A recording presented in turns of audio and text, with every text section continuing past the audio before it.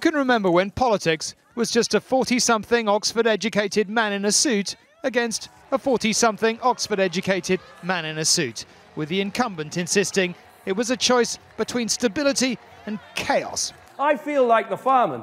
I feel like the firefighter hosing down the burning building. And there's Ed Miliband, the arsonist. True or not, it seemed as if we'd bought it.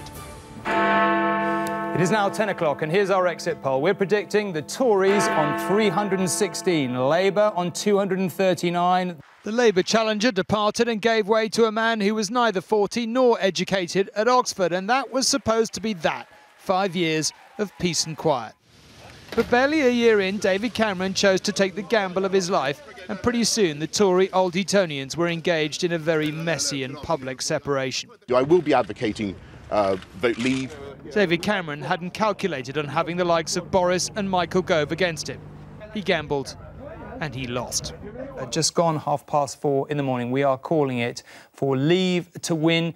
So then Dave was out. The British people have voted to leave the European Union, and their will must be respected. But I do not think it would be right for me to try to be the captain that steers our country to its next destination. And then Boris was in, well, nearly. Do you feel betrayed by Mr. Gove? Before he was knifed by his friend and colleague. I am standing as the candidate for change. So after most of the participants in this Greek tragedy had metaphorically killed each other, more or less the only character left standing took up the reins, promising stability. And that was that. And the apart from Labour having another leadership election with exactly the same result. Until that is yet another bombshell.